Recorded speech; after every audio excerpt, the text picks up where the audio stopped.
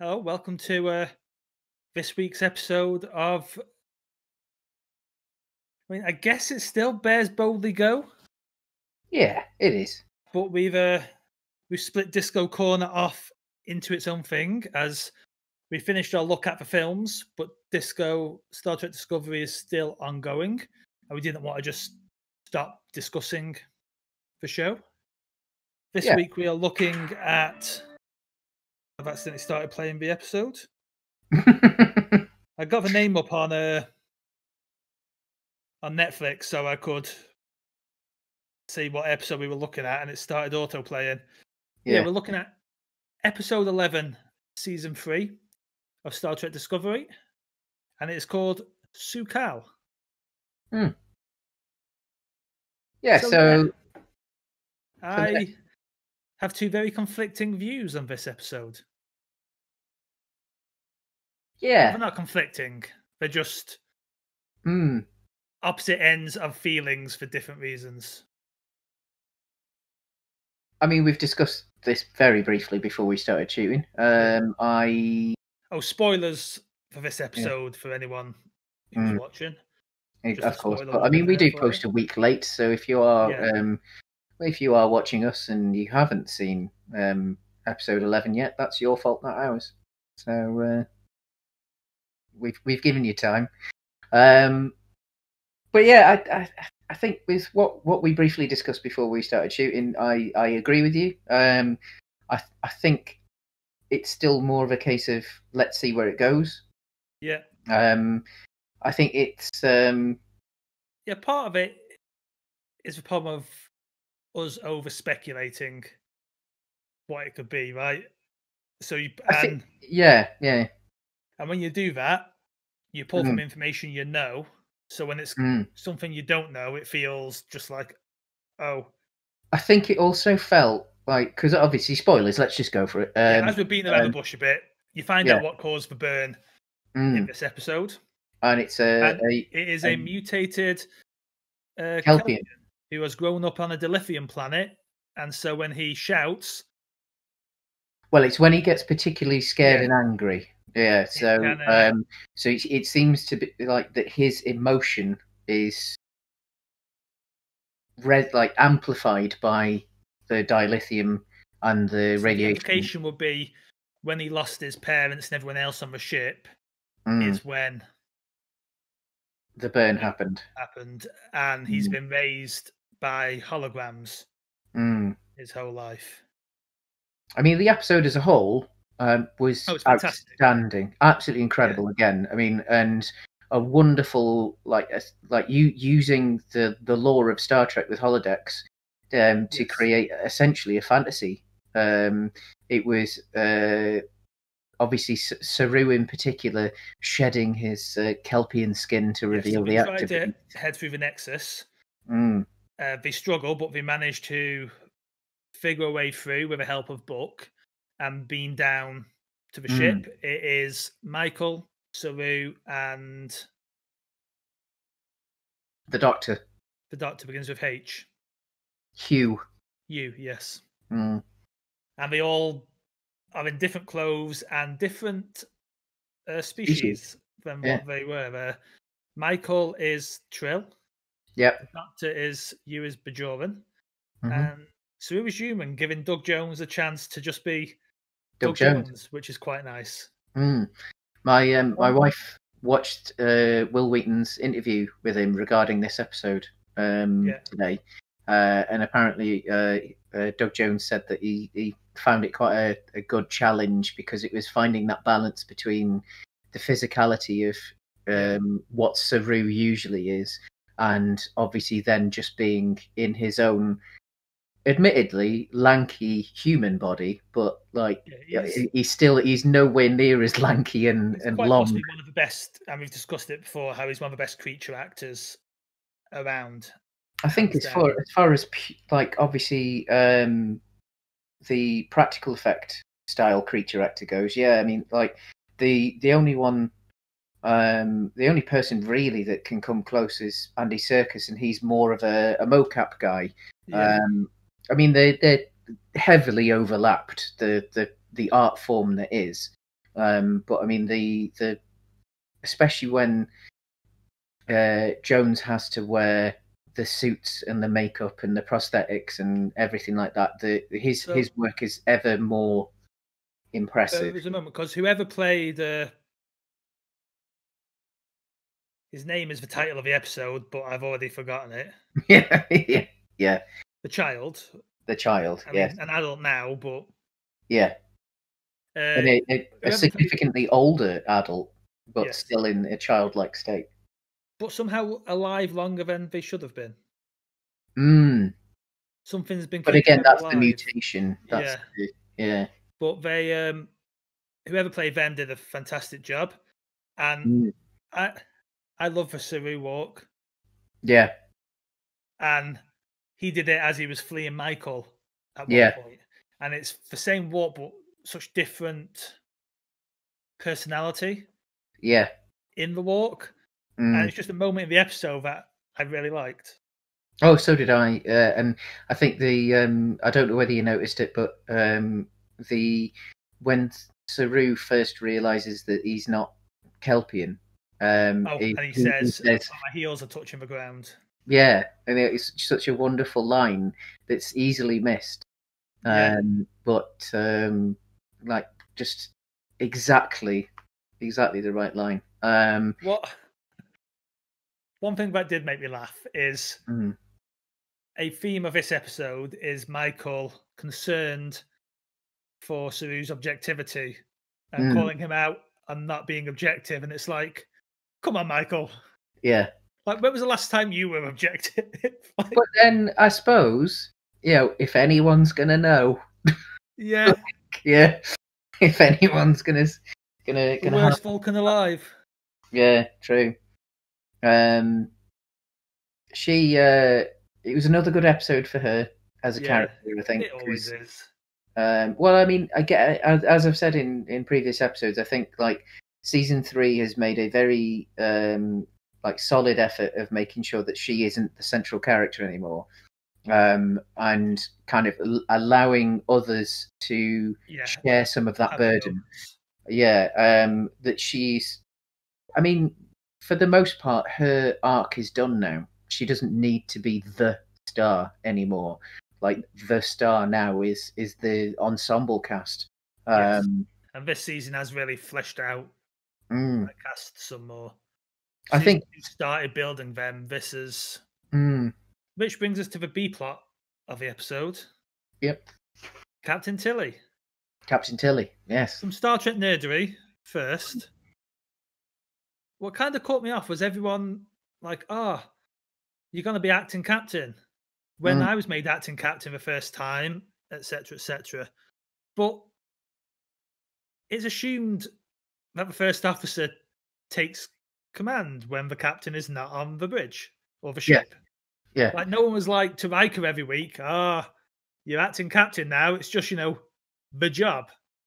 Yeah, but it's a different sort of atmosphere, though, isn't it? Like it was more of a phrase, acting captain, that threw me off, and that referring to it as captain.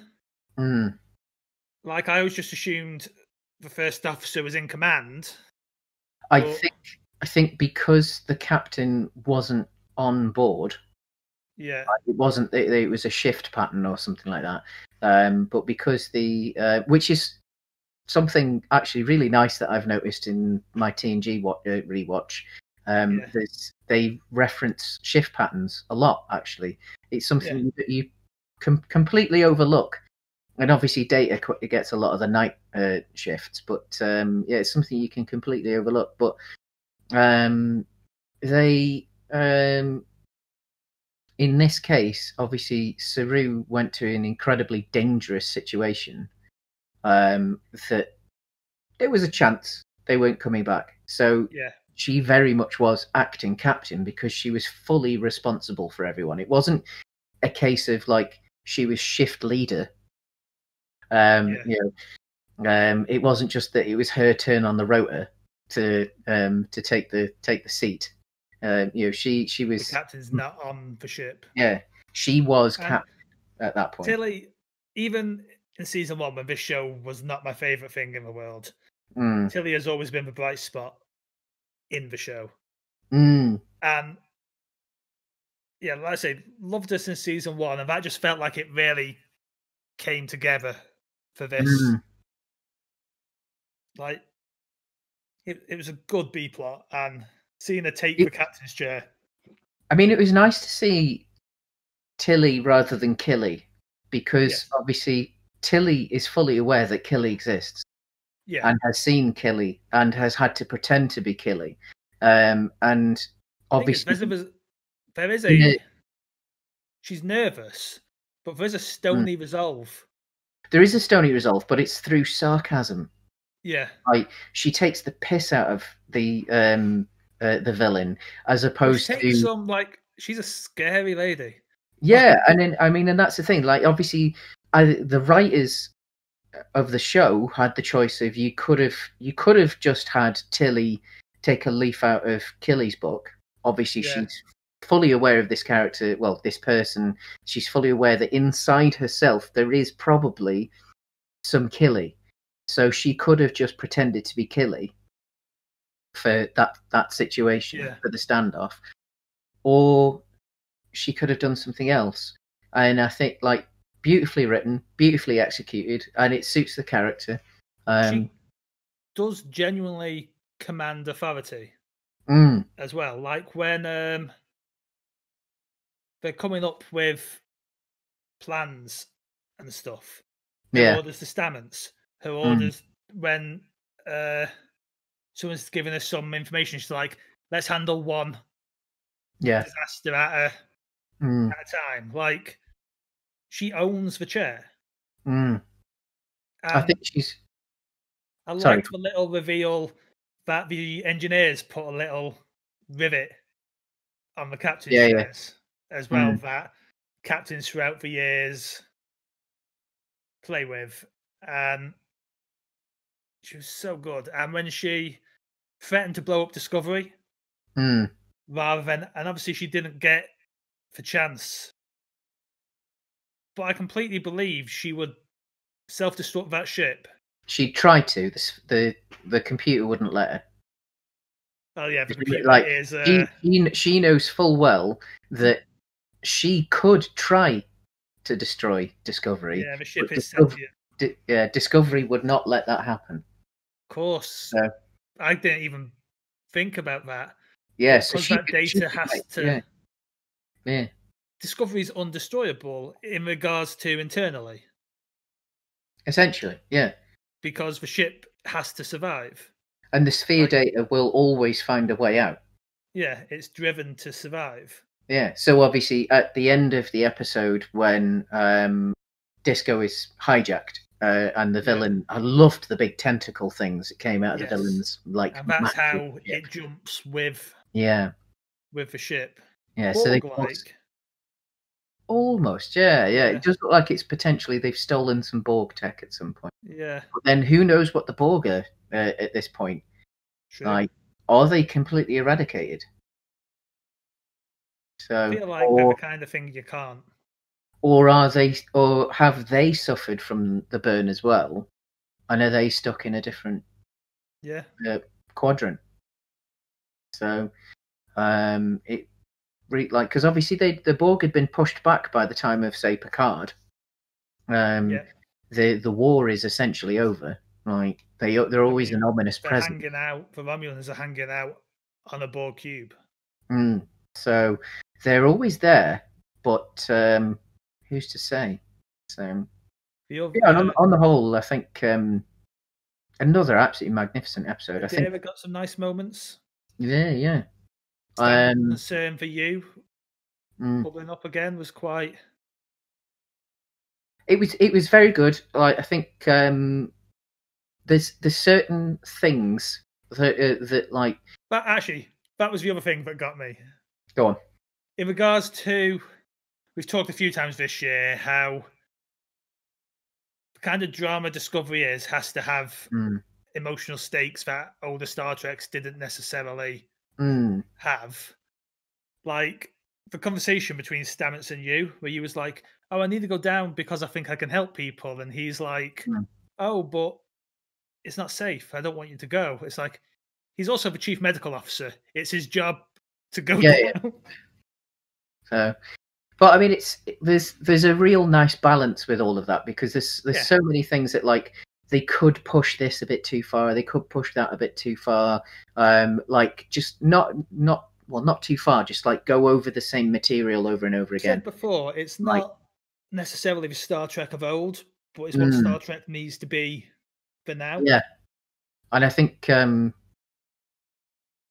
it's as as good as Star Trek has ever been. It's a different Star Trek, definitely, but I think it's as good as Star Trek has ever been. We've got 2 episodes to go. What do you think will happen? I think we're in the boat, and because we're our own show now, we're in the boat where we can potentially predict a little bit of what's coming. You see, I think obviously it was a bit of a surprise that it was the child. Yeah.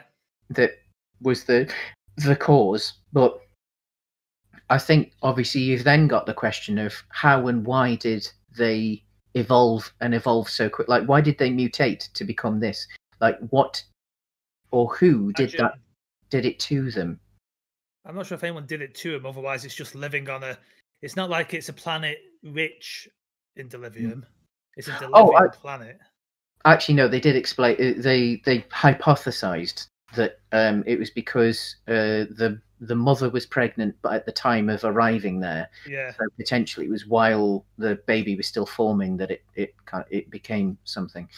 But yeah, it's where it's going to go, because obviously they've had, like, Star Trek is full of godlike characters. Yeah, but it's rare. Like, I mean, this forgetting referring to it as the child. So obvious parallels with Mandalorian, but this felt very much more like a slightly more Star Warsy type of mystical character power, like, or even a Marvel-y thing. Upon watching some of the Star Trek films recently, Star Trek has way more mysticism in it than I think any of us ever think or remember. Like the last episode, we were talking to a talking magic door. Oh yeah, I know. I mean, but I think that, like, I mean, and obviously, I think the talking magic door is there to set us up to so that this wasn't quite as much of a. Even Vulcans, if you accept some of their faith as a practical reality of a universe, they are magic. Like, they have magical powers. They can put their souls into other people's bodies. Like, Star Trek is intrinsically not. It's not hard science fiction, and never really has been. It pretends to be sometimes. Yeah, I get you. Yeah, but it's not, and it is. It's not space fantasy. Like, Star Wars is space fantasy because it's about knights and sorcerers and elves and goblins and all sorts in space. Star Wars it follows the tropes of fantasy. Star Trek is definitely sci-fi. Yeah, but it's not hard realistic sci-fi. No, it's more it's more a science fiction. Mass Effect is the same kind of science fiction as Star Trek. But I mean, I suppose it's that element of science fiction where, like, it goes, you know what, the universe is that massive and we know so little about it. Let's have some fantasy, but not in the elves and wizards kind of. Yeah, exactly. But yes, I think it's sci-fi, but Star Trek is rife with mystical. And even then, I don't inherently think this character is mystical. No, but it's just that incredible level of power that, like, other than like the talking door,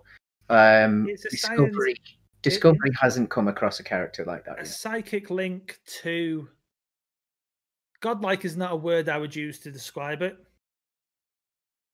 because I think it can be much more. It's a psychic link to dilithium. So his feelings, his pain. Maybe it's for realization that maybe even my serial network isn't the only network. Well, yeah, I mean, obviously, like there's subspace and all sorts of stuff like that. So, yeah, like in the same way that Stamets uses mushrooms to jump, maybe dilithium actually has a similar kind of link to it across time. So when this creature that's linked to it is hurt and in pain, it spreads through the. It'll explain how something like that would make sense to what they discover, actually. If they do discover that dilithium isn't inherently different to traveling by space mushroom. Yeah. Maybe. Well, we'll see. We'll see. I mean, I think I do get the feeling that with this one, that with this season 4 will be a continuation of this arc, as opposed to with the previous discos, where I think that like they've had a solid-ish arc within each. I think it will be a continuation in the fact that they're not jumping to the future. It's not the end of a war. I think we will get a wrap to the burn. Yeah, I think we'll get a wrap. Get a wrap even to this particular villain. No, I don't think. No, I think the whole of next season will be a war against her. Yes, but I think we will have a clear victory against her here. And I think season 4 is this broken Federation trying to, in a world, if he managed to make dilithium a thing again, a broken Federation trying to bring planets back together, reunite against the threat of Odessa or something else. Yeah, I know they are gearing up to a crossover, aren't they? Yeah, it does seem that way, doesn't it? So, excuse me. So, yeah. But I mean, again, I thoroughly enjoyed it. I thought it was same. It was a great episode. I just found the reveal a little, flat. Yeah. But that's only because it's some. I was expecting. You expecting some? I was expecting it. Oh, not a. Oh, this is something I've never. Seen before, like. Yeah, I think potentially it is one of those ones where we've had such fun speculating about it that, like, because it was a little bit. Oh, right, okay. That, like, I get you. It's the to quote Star Wars again. What's his name? Escaping me. Big tall bad guy in the sequels. Snoke. It's a Snoke problem, right? Everyone spent so long speculating who Snoke could be. Yeah. That by the time the reveal was, doesn't matter, he's dead now. Yeah. But it was disappointing. It was probably the right call. I mean, for me, it was. I'm a big Last Jedi fan.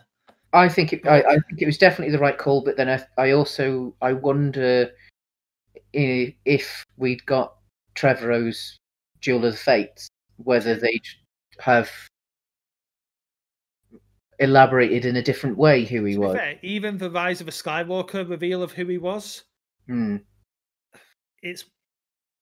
like that, even if I'm not the biggest fan of a film. There's parts in that film that I don't have a problem with in regards to the story of the universe. It's the execution of a film that I tend to have issues with. But we're veering onto a different, a different Star franchise. If you enjoy the other Star franchise, then posting the same day as this, we have a Star Wars Double Bill special. Yes, the start of season 2 of Double Bill Film Club starts today. Yep. And the first episode we did record a little while ago, but it is our Double Bill Life Day special. Mm-hmm. Yep. With a special guest. Yes, who you'll see. Check that out if you like this stuff. Yes, a very special guest. One of the the most prominent Star Wars experts in the world. Or at least he'll tell you that. So, hey, yeah, he did go viral this week on Twitter. Did he? Didn't see that. Yeah, his thread. It was all over the place. Yes. Oh yeah, it did. Yeah. One of the Star Wars writers retweeted him or something, didn't he? So. Rian Johnson replied to him. Yeah.